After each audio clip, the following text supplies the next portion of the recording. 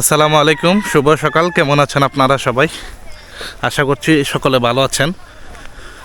তো গত দুদিনের অনুযায়ী আজকে কিন্তু অনেক পরিমাণ কুয়াশা বাইরে গেছে।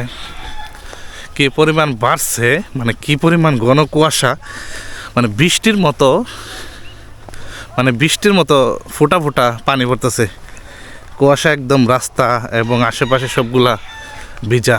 ঠিক আছে, যাক কি পরিমাণ কুয়াশা দেখতে পারতেছেন। আমি কিন্তু চলে আইছি আমাদের সেই কাঙ্ক্ষিত কৃষি জমিতে, যে মোড়ার সাইডে।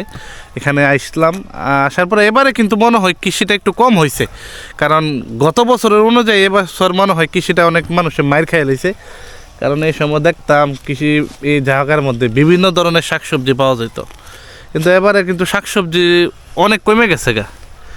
ওইদিকে দেখতেছি মানে বিভিন্ন ধরনের যেগুলো থাকতো শাকসবজি, এখন কিন্তু তেমন কিছু দেখা যায় না, হালকা পাতলা।